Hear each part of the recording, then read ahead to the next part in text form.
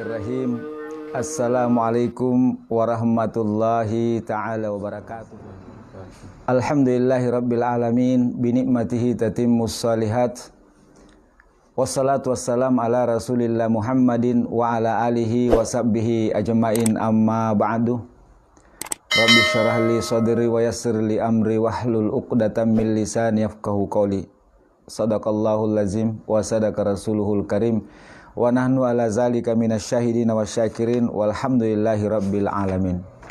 Sahabat muslim dimanapun antum berada, rahimakumullah. Alhamdulillah pada malam ini kita kembali berjumpa dalam pengajian online. Semoga bisa memberikan manfaat kepada diri kami, keluarga kami, kita semua, dan kepada seluruh alam. Semoga Allah subhanahu wa ta'ala menurunkan rahmat dan kasih sayangnya kepada kita semua. Karena malam ini alhamdulillah kita hidupkan taklim rumah. Sahabat muslim yang kami hormati, pada pengajian malam ini kita akan kupas seputar masalah orang-orang yang mempunyai usur atau halangan untuk tidak berpuasa di bulan suci Ramadan. Sebagaimana kita maklumi kaum muslimin dan muslimat yang kami hormati, bahwa berpuasa adalah kewajiban bagi setiap muslim laki-laki dan perempuan yang telah balik dan juga yang berakal. Sebagaimana firman Allah subhanahu wa ta'ala dalam Al-Quran surah Al-Baqarah ayat 183, Allah subhanahu wa ta'ala berfirman, A'udzubillahi minasyaitonirrajim, bismillahirrahmanirrahim. Ya ayyuhallazina amanu kutiba alaikumusyamu kama kutiba alal ladzina min qablikum la'allakum tattaqun. Ini salah satu dalil bahwa puasa Ramadan itu adalah wajib bagi umat Islam. Kemudian di dalam hadis Rasulullah juga sangat jelas, bunyal islamu ala hamsin. Syahadat Allah ilaha illallah wa anna muhammadar rasulullah, wa iqamis salah, wa ita'is zakah, wa shaumi ramadan, wa hajjal bait. Jadi berdasarkan Al-Quran, hadis dan ijma', puasa hukumnya wajib. Namun di sisi lain kaum muslimin dan muslimat yang kami hormati, di satu sisi ada saudara-saudara kita yang di bulan Ramadan ini punya usur yang menurut syariat agama kita membolehkan mereka untuk tidak berpuasa. Yang pertama, sebagaimana kita maklumi, adalah orang yang haid dan nifas. Jadi perempuan yang haid maupun nifas, kedua golongan ini atau kedua perempuan tersebut di bulan Ramadan tidak wajib melaksanakan ibadah puasa. Bahkan sebahagian ulama ketika dia berpuasa maka hukumnya berdosa. Namun apa yang mesti mereka lakukan adalah mengqada, mengganti puasa yang dia tinggalkan selama dia haid, juga selama dia nifas di luar daripada bulan suci Ramadan. Ini sudah ijma dari seluruh kalangan ulama. Dan ini saya kira sudah maklum bagi kita semua. Yang kedua adalah orang yang sakit. Orang yang sakit, kaum muslimin muslimat, sebagai manusia pasti kita semua pernah sakit. Cuma kadang-kadang ada di antara kita sakit di luar bulan Ramadan.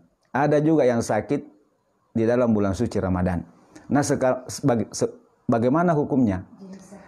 Atau bagaimana pandangan agama kita terhadap umat Islam yang sedang sakit di bulan suci Ramadan? Nah, ulama, baik salafus salih, ulama salaf maupun ulama khalaf, itu melihat keadaan orang sakit. Ada dua jenis sakit. Sakit yang pertama adalah sakit yang memungkinkan orang itu bisa sehat kembali. Yang kedua, ada jenis sakit di mana orang itu tidak ada harapan untuk sembuh. Nah, untuk yang pertama, sepakat seluruh ulama, orang yang sakit, kemudian sakitnya masih ada harapan untuk sembuh, maka ketika dia berpuasa di bulan Ramadan, sakitnya bisa bertambah, bisa semakin keras, maka di saat itu boleh dia tidak berpuasa. Kemudian apa yang dia harus lakukan? Ketika di bulan Ramadan ada puasa-puasa yang dia tinggalkan, misalnya 1 hari atau 7 hari, maka orang ini menurut ulama sama dengan hukumnya orang yang haid, yaitu mengganti dengan cara mengqada di luar bulan suci Ramadan sesuai dengan jumlah yang dia tinggalkan.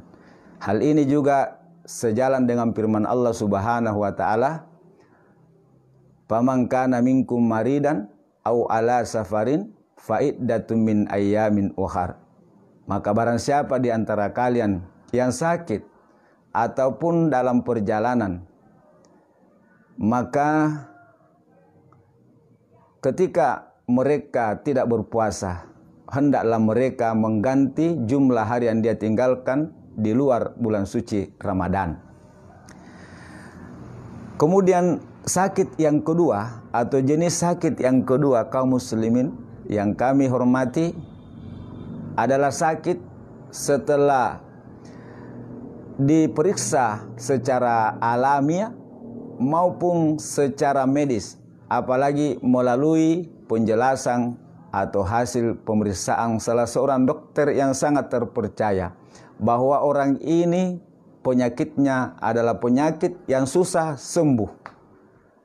Maka pada saat itu ulama pun sepakat orang itu boleh tidak berpuasa. Bahkan sebahagian ulama ketika orang tersebut berpuasa, di mana penyakitnya bisa semakin parah bahkan menyebabkan dia meninggal, maka orang tersebut haram hukumnya berpuasa. Nah, sekarang apa yang dia mesti lakukan? Apakah dia juga mengqada seperti orang yang sakit pertama atau punya hukum yang lain? Kalau yang pertama kaum muslimin, karena masih ada harapan untuk sembuh, maka dia cukup mengqada.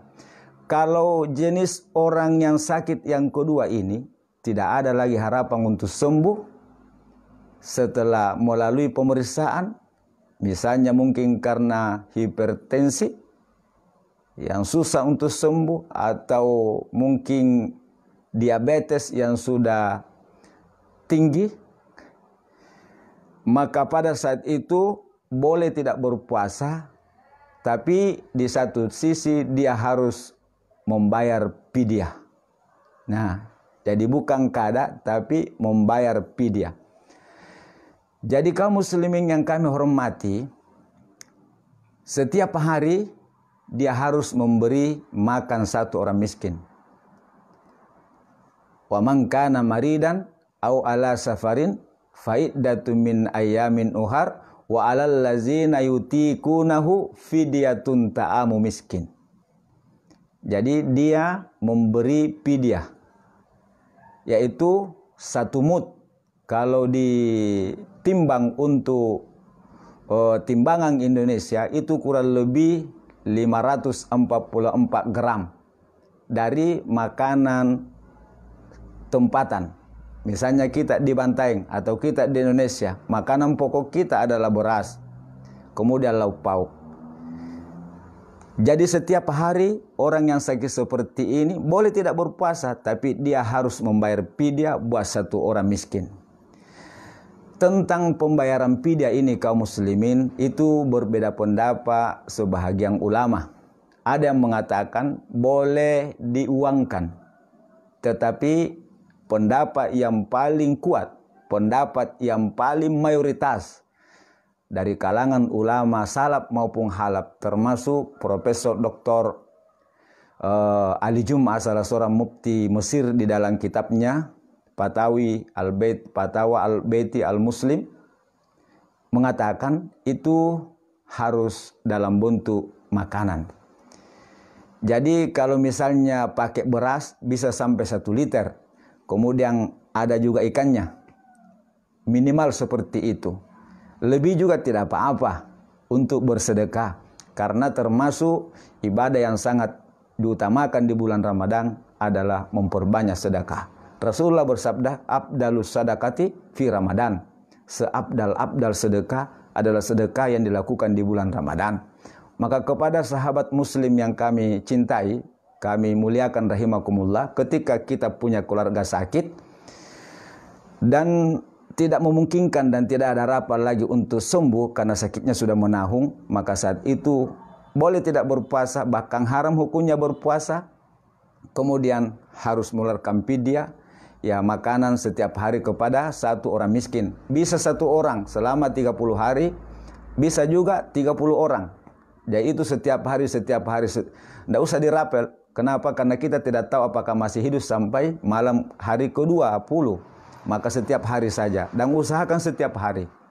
Jadi setiap hari kita bawakan ya mungkin makanan yang sudah siap saji atau dalam bentuk yang masih kayak beras ataupun ikan dan sebagainya. Ini ya masalah kedua, orang-orang yang boleh tidak berpuasa di bulan Ramadan. Yang ketiga, kaum muslimin dan muslimat, sahabat muslim dimanapun antum berada rahimakumullah, adalah orang yang musafir. Jadi orang musafir sama dengan orang yang sakit tadi. Di dalam Al-Quran surah Al-Baqarah ayat 184, "Wa man kana maridan aw ala safarin fa iddatun min ayamin ukhar." Barang siapa yang sakit atau dalam perjalanan musafir, perjalanan yang dimana disepakati oleh para mazhab adalah kurang lebih 90 km. Tidak usah dipersoalkan safar di zaman dulu, tidak menggunakan alat transportasi seperti sekarang. Yang jelas itulah hikmahnya. Apakah menggunakan pesawat atau menggunakan kapal laut atau menggunakan mobil atau menggunakan motor atau jalan kaki. Yang jelas jarak yang membolehkan untuk kita melakukan salat qasar. Maka orang yang melakukan perjalanan atau musafir di bulan suci Ramadan untuk hal-hal yang positif yang dibolehkan oleh agama, maka pada saat itu ada 2 pilihan. Boleh berpuasa, boleh juga tidak berpuasa. Umar bin Abdul Aziz berpendapat bahwa memilih di antara keduanya, yang mana lebih mudah. Jika berpuasa itu memudahkan bagi dia, maka lebih baik berpuasa. Jika tidak berpuasa pada saat itu lebih mudah baginya, maka itu lebih baik. Diberikan pilihan. Tapi sebahagian ulama mengatakan tidak berpuasa itu lebih baik. Kenapa? Karena kita mendapat pahala sunnah dari Rasulullah SAW. Tinggal persoalannya kemudian kaum muslimin, orang seperti ini apakah dia membayar fidyah atau dia mengqada? Ternyata sepakat seluruh ulama, orang yang melakukan perjalanan di bulan Ramadan kemudian dia membatalkan puasanya atau dengan kata lain tidak berpuasa, maka dia cukup mengqada sesuai dengan jumlah hari di mana dia tidak berpuasa di bulan Ramadan. Misalnya kalau 3 hari, maka nanti dia harus qada di luar Ramadan 3 hari sebelum masuk Ramadan berikutnya. Kaum muslimin yang kami hormati. Kemudian perkara keempat adalah perkara atau golongan orang yang sedang hamil dan menyusui. Nah, orang hamil dan menyusui, apakah hukum mereka ini disamakan dengan hukumnya orang yang sakit atau hukumnya orang yang sudah usur atau tua? Nah, di sini banyak sekali pendapat ulama. Kita lihat dulu keadaan perempuan yang sedang hamil. Perempuan di zaman sekarang dengan perempuan di zaman dahulu itu agak berbeda. Wanita-wanita di zaman dahulu melahirkan itu hanya berselang beberapa tahun, kadang cuma 2 tahun. Tapi sekarang, ya, sebahagian besar kaum muslimat itu melahirkan agak jarang. Kadang-kadang anaknya yang pertama SMP, baru lagi ada anaknya yang kedua. Bahkan ada yang sudah SMA, baru ada lagi anaknya. Nah, andaikan perempuan ini, misalnya karena sudah sering melahirkan, hamilnya pun rapat, maka pada saat itu ada ulama yang membolehkan orang ini tidak berpuasa, juga tidak mengqada. Cukup dia membayar fidyah. Tapi sepakat mayoritas ulama kaum muslimin dan muslimat yang kami hormati, kita lihat kondisinya dulu.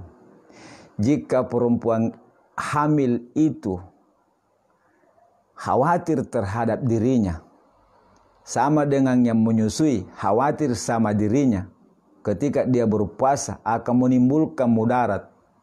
Yang kedua, perempuan hamil ini atau perempuan yang menyusui, ketika dia berpuasa khawatir terhadap hidupnya dia punya bayi atau dia punya janin, karena makanannya bayi dari ibu yang bersangkutan. Atau ketika wanita hamil ini dia khawatir terhadap dirinya atau khawatir terhadap anaknya. Jadi dua-duanya dikhawatirkan. Terbagi 2 pendapat. Ada yang terbagi 3 pendapat. Ada yang mengatakan cukup dengan qada. Ada yang mengatakan cukup dengan fidyah. Ada yang mengatakan qada dan fidyah. Tapi pendapat yang mayoritas, apalagi wanita di zaman sekarang ini, hamilnya dan melahirkannya itu agak berjauhan. Maka kita bisa menarik kesimpulan sesuai dengan pendapatnya Syekh Muhammad Yusuf Al-Qaradawi di dalam bukunya Fiqhu Muyassar As-Siyam, mengatakan, dan ini pendapat yang dikuatkan, maka dia boleh tidak berpuasa dan pada saat itu cukup dia mengqada ketika di luar nanti bulan Ramadan. Kemudian yang keempat, kaum muslimin yang boleh tidak berpuasa di bulan Ramadan. Ini yang sering ada bertanya sama saya. Jadi saya buka-buka di kitab Al-Fiqh Wal-Islam Wadilatu dan kitab-kitab yang lain. Bagaimana jika ada buruh kasar? Nah, ini orang yang buruh kasar termasuk sopir, termasuk pilot, termasuk kapten kapal laut, yang memang pekerjaan sehari-harinya, sumber kehidupan diri dan keluarganya, nyopir atau pilot atau kapten atau buruh kasar.